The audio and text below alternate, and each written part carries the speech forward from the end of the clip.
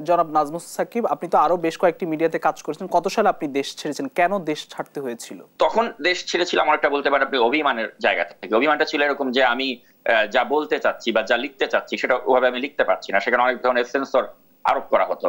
তো ইন্ডিপেন্ডেন্টের ক্ষেত্রে ঠিক তাই, দেখা যাচ্ছে আমি কিছু একটা লিখতে যাচ্ছি, আমার মন মতো আমি লিখতে পারছি না। তো সে কারণে আমি স্বেচ্ছায় চাকরি ছেড়ে দিয়ে আমি পরবর্তীতে মার্কিন যুক্তরাষ্ট্রে আমি চলে আসি। এটা 2012 সালের আগস্টের দিকে আমি চলে আসি। তো তারপরেও এমন নয় যে আমি ইন্ডিপেন্ডেন্টের সাথে আমার সম্পর্ক একেবারে নষ্ট হয়ে গিয়েছিল। আমাকে তারা সবসময় আমন্ত্রণ করতো কলাম লেখার জন্য, আমি কলাম লিখতাম। এবং এক সময় যেটা হলো আর কি, যে আপনি জানেন যে সাবেক সচিব মিস্টার আসাফুদ্দৌলা, আমি তার একটা বিশদ সাক্ষাৎকার আমি ইন্ডিপেন্ডেন্টে ছাপিয়েছিলাম। এবং ওটা ছাপানোর প্রেক্ষিতে যেটা হলো আর কি, যে আমি এরপরে 2014 সালের যে একটি নির্বাচন হলো, আপনি জানেন, তথাকথিত নির্বাচন, যেখানে 154 আসনে বিনা প্রতিদ্বন্দ্বিতা তারা দখল করে নিল, নির্বাচনে জয়ী হয়ে গেল, নিজেদেরকে নিজেরা জয়ী ঘোষণা করলো। তো ওই নির্বাচনের পরে আমি মিস্টার আসাফুদ্দৌলার একটা সাক্ষাৎকার আমি প্রকাশ করেছিলাম। এবং আপনি নিশ্চয়ই জানেন যে তখন কিন্তু মূলধারার সমস্ত মিডিয়াতেই কিন্তু আসাফুদ্দৌলার যে বয়ান এটা প্রচার করা নিষিদ্ধ ছিল, তাকে কোনো টকশোতেই তখন আমন্ত্রণ জানানো হতো না। তো আমি সাহস করে তার একটা সাক্ষাৎকার নিয়ে ইন্ডিপেন্ডেন্ট আমি প্রিন্ট মিডিয়াতে প্রচার করি। তো এটার প্রেক্ষিতে যেটা হলো যে এর পরবর্তী সময় যখনই আমি বাংলাদেশে গিয়েছি, আমাকে কিন্তু এয়ারপোর্টে হ্যারাসমেন্ট করা হতো। এবং আমি যখন জিজ্ঞেস করতাম যে কেন হ্যারাসমেন্ট করা হচ্ছে, তো আমাকে বলতো যে উপরের মহলের নির্দেশ। তো তখনই বুঝতে পারি যে আসলে আমাকে এই দেশে যাতায়াত করাটা আমার জন্য একটু কঠিন হয়ে যাবে। তো তারপরে আমি তখন আবার এক ধরনের বিরতি দিলাম। আমি ঠিক সেভাবে আর ইন্ডিপেন্ডেন্ট তখন আমি কলাম লেখা বন্ধই করে দিলাম বলতে গেলে। তারপর 2019 সালের দিকে যখন করোনাকালীন সময়, তখন আমি আরটিভি থেকে একটা আমাকে আমন্ত্রণ জানানো হলো যে আপনি শুধু আমেরিকা বা মার্কিন যুক্তরাষ্ট্র রিলেটেড যে বিষয়গুলো রয়েছে সেগুলো নিয়ে আপনি সাংবাদিকতা করুন। আপনি ওই বাংলাদেশের রাজনীতি নিয়ে আলাপ আলোচনা না করে ওই বিষয়গুলো নিয়ে করুন, তাহলে হয়তো আমাদের পক্ষে আপনাকে স্পেস দেওয়া সম্ভব হবে।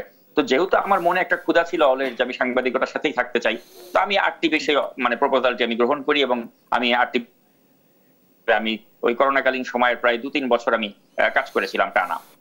তো তখন করতে গিয়েও কিন্তু আবার আমি একটা বাধার সম্মুখীন হই। তখন আপনারা জানেন যে করোনাকালীন সময়ে কিন্তু ডাক্তার ফেরদৌস খন্দকার নামে একজন ডাক্তার, তার উদ্ভব ঘটেছিল এবং তিনি কিন্তু অনেক অপকর্মের সাথে জড়িত হয়ে পড়েছিলেন।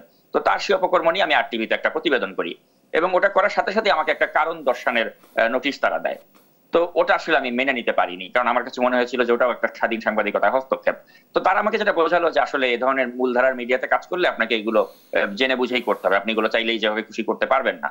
তো আমি সেজন্য স্বেচ্ছায় আরটিভির চাকরিটা তখন ছেড়ে দিলাম, কারণ আমি দেখছি যে এভাবে বাধা নিয়ে আসলে কাজ করা যায় না। তখন আমি যেটা করলাম যে আমি আমার নিজের একটা ইউটিউব চ্যানেল আমি প্রতিষ্ঠা করলাম, ফ্রেন্ডস ভিডিও নামে একটা ইউটিউব চ্যানেল, এবং সেখানে আমি চিন্তা করলাম যে আমি আমার মতো করে আমি কাজ করব। একটু আমাদের হাতে সময় খুব কম, আমি একটু 1 মিনিটে যদি শেষ করেন। আমি একটু আরেকটি প্রশ্ন করতে চাই যে এই যে আপনি বিদেশে গেলেন এবং আপনি আসলে কি অনুপ্রেরণা, আপনি কিন্তু অনেক সুবিধাভোগী হতে পারতেন, দেশে থাকতে পারতেন, এবং আপনি বিদেশে গেছেন উন্নত জীবনও কাটাতে পারতেন, কি অনুপ্রেরণা, এবং আপনার পরিবারও কি ক্ষতিগ্রস্ত হয়েছে কিনা 1 মিনিটে যদি শেষ করেন। যে পরিবার তো ক্ষতিগ্রস্ত হয়েছে, কারণ আমার এই অ্যাক্টিভিজমের কারণে আমার আমার স্ত্রীর যিনি ভাই, তাকে মিথ্যা মামলায় ফাঁসানো হয়েছে এবং তার বাড়ি ঘরে গিয়ে হামলা করা হয়েছে। তো এ ধরনের হুমকি তো সবসময় পেতাম। একটা প্রতিবেদন দেখা গেল তারেক সিদ্দিকের বিরুদ্ধে আমি একটা ভিডিও প্রতিবেদন নাগরিক টিভিতে করলাম, তারপরের দিনই আমার যারা বাংলাদেশের আত্মীয় স্বজন তাদের জীবন তোলপাড় করে দেওয়া হতো, এবং তারা তখন বারেবার বলতো যে তুমি এই ধরনের কাজকর্ম করলে আমরা তো দেশে থাকতে পারছি না। তো ওই জন্য আমি 1 পা আগালে আমাকে 2 পা পিছিয়ে যেতে হতো। অনেক সময় অনেক স্টোরি ছিল যেটা করতে চাইলেও করতে পারতাম না। তো এই ধরনের স্যাক্রিফাইস তো আমাদেরকে করতে হয়েছে। আর বিদেশে থেকে যেটা হয়েছে, আমি যে কাজগুলো আমি দেশে থাকলে হয়তো করতে পারতাম না নির্ভয়ে, সেটা আমি এখানে নির্ভয়ে করতে পারতাম।